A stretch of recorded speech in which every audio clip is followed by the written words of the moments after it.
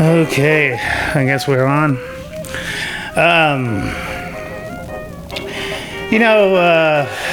We're now in June. Second week of June already. I can't believe it. When the whole lockdown thing happened, I was just like everybody else. I was stuck at home. I actually went into seclusion about a week ahead before Arizona had shut down. And, I had already planned ahead to, start doing this show on YouTube. And so, I had started building this wall behind me, as far back as December, close to around Christmas time or whatever. And, it's like I was always, looking for something a little bit more. And during that first couple weeks in March, I was, starting to buy mystery boxes and starting to buy, a couple things that I knew that I was going to be doing so I can have an excuse to film on YouTube. And one of the things I came across on Facebook, there was an advertisement for this beautiful atomic bomb lamp. It's more of an art piece, but the advertising for it was fantastic. It looked like an amazing work of art. And so I had, I had done tons of impulse buys, already that night. And I saw the price on it. It was really fucking cheap. And so I went onto the ad and I bought it. And as soon as I clicked submit, and I immediately knew I was ripped off. Because I couldn't find, I went online, couldn't find anything about the account, and I just knew I got ripped off. And this should be a picture of what the diorama is supposed to look like. It was an art piece created by somebody named Evil Inc. And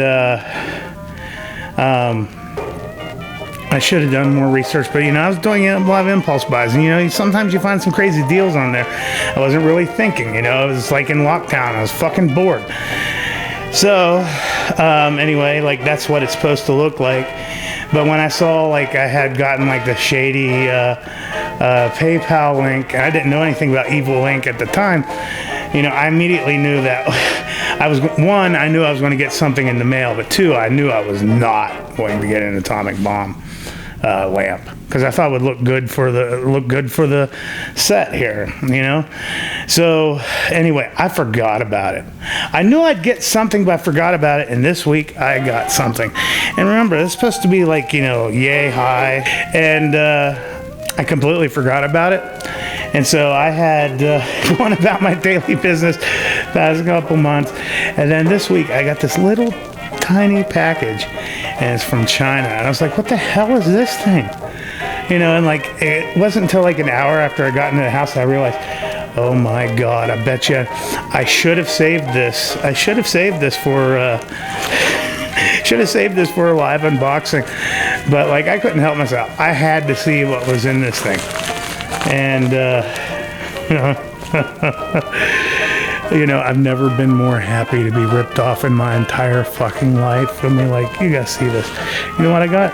It's a lamp. Well, it's kind of like a lamp, I guess. This is one of those little tea light candles. Look at this thing. It's smaller than the microphone. And I had never been more happy to be ripped off in my life. I'm telling you what. This isn't even cheap you'd get from Big Lots. This is cheap from the dollar store. And at the dollar store, I think they sell them in packs of 5. So I spent $25 on a little 10 cents worth of this. In the description, I'll put a link to Evil Inc. There's a lot of people on there that are I should have come here first. I got ripped off. My goodness, this is priceless. This is priceless. I don't even know if it works yet. We'll find that out here in a minute. But in the meantime, off to the movie review.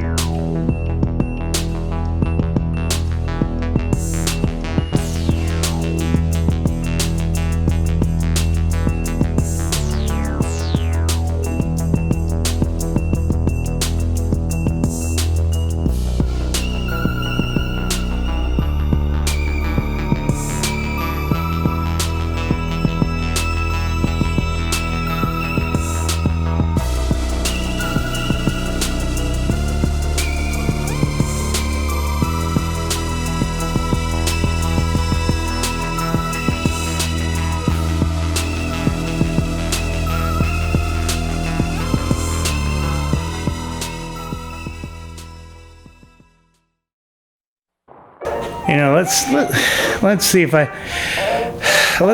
can get this all done in one take. So welcome to episode 10 of Low Tide.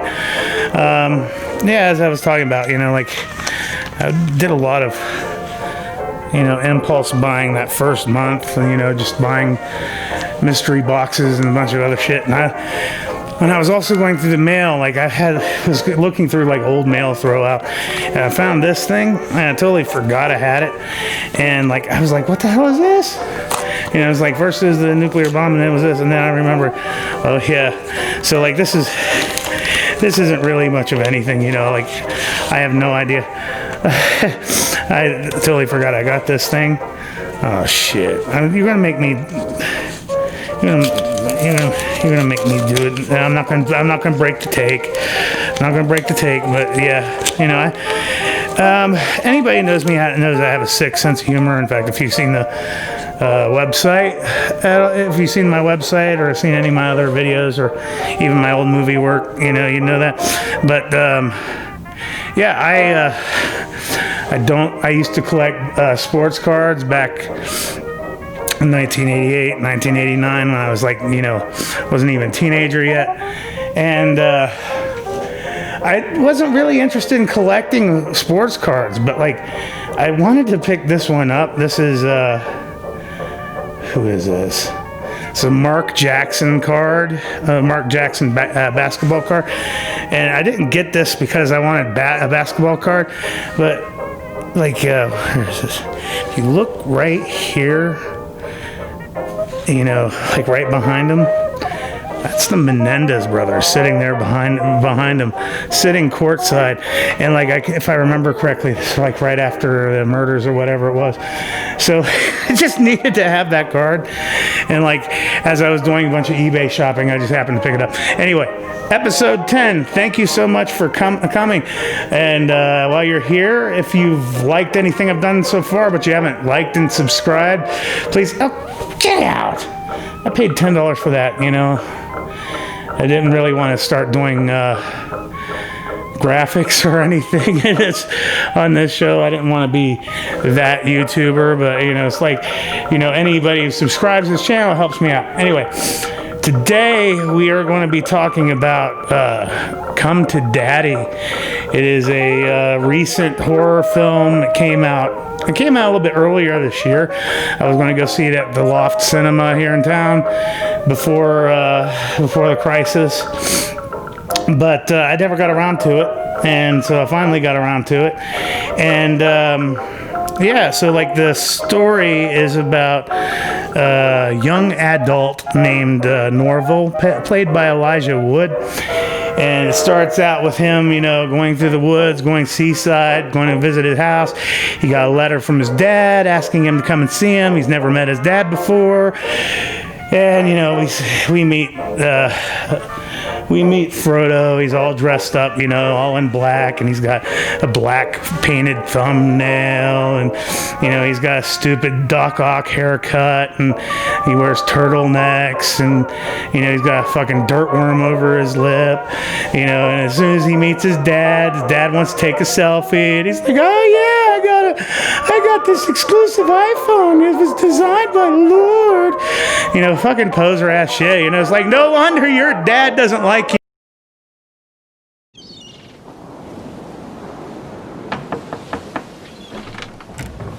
Yeah. It's me. Norb. I got your letter. I never thought I'd see you again. How long's it been? A long time. A long time, yeah. I realize I know nothing about you. Boy, your mom really doesn't talk about me, does she? Oh, really?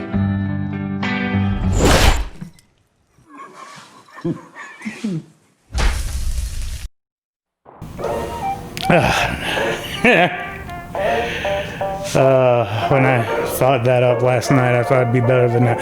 Anyway, what we have here, I can't really get into the plot too much, because if you do, this is one of those movies where, you know, it's very obvious, you know, very early on that there's going to be a big reveal.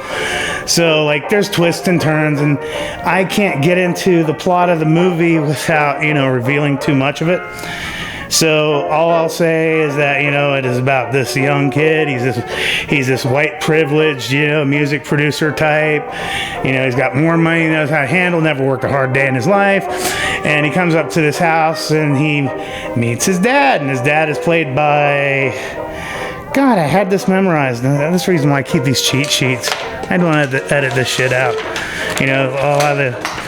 There goes the bomb.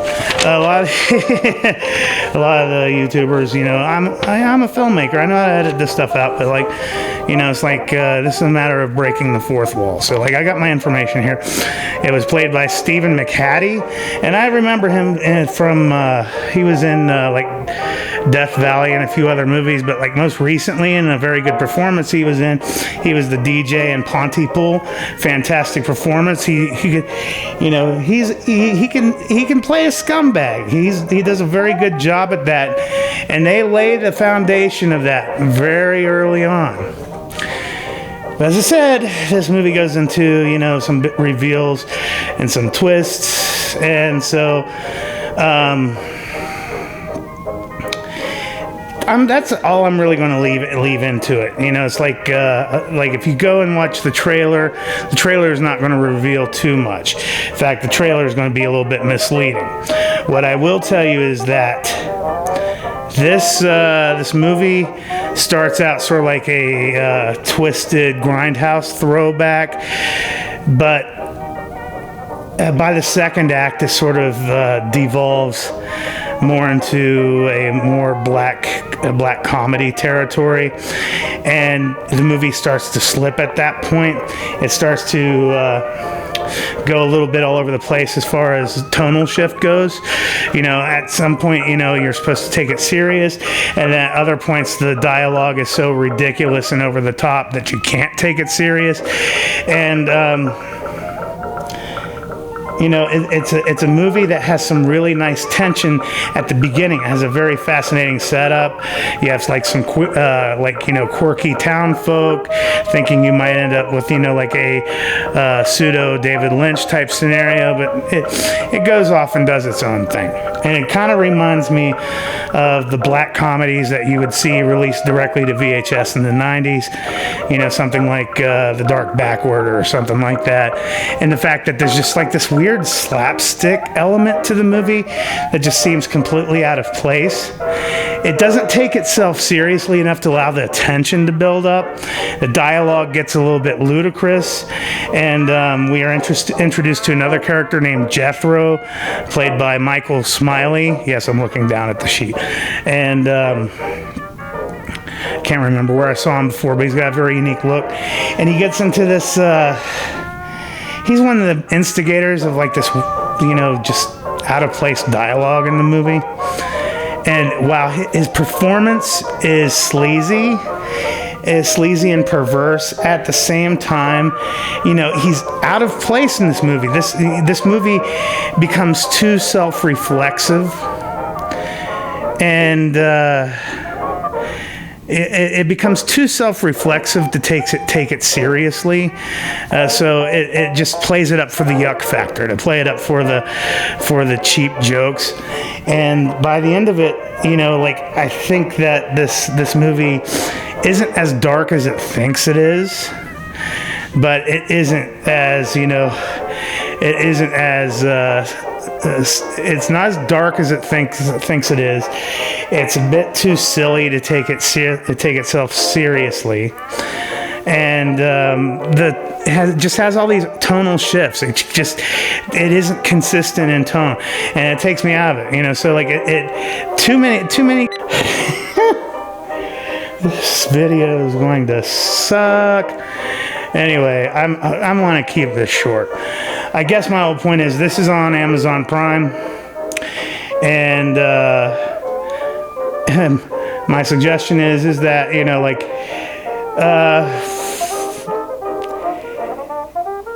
this is going to be one of those movies, and I say this a lot. I say this about, a lot of movies. I say this more in person than I have done in my reviews before. But this is one of those movies that you're going to get out of the movie what you're willing to put in. And if you're willing to really suspend your disbelief and willing to really invest a little bit of time and just understand, the silliness of it, you might actually love the movie. And it's got a lot to admire. I mean, it's kind of sleazy and it's kind of dark and perverted, but at the same time, I don't think it pushes the envelope far enough. I think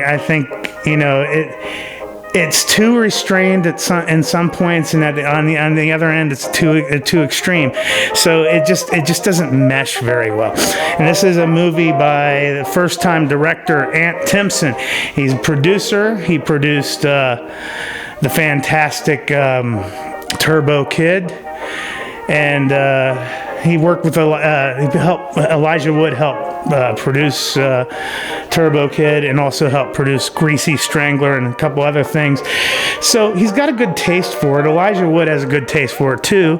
Obviously, if you look at his producing credits, that says a lot. And if you see the Maniac remake, Frodo does a pretty good job on that too. But for a debut, this is a solid effort. But it doesn't have enough cohesion for me to recommend it. But as I also just said, this is the kind of movie where you go in with low expectations, or you go in with different expectations, you might love it. I might watch the same movie tomorrow, and it might be my favorite movie. It'd be a movie say One Night at McCool's, for example. That's one of those movies that I hate on a lot of viewings, but at the same time, there are times where it's my favorite movie. So I really hope this video is fucking short as hell. I dropped the bomb. Where'd it go? Oh, it went over there. One moment. Okay, a moment of truth here. So,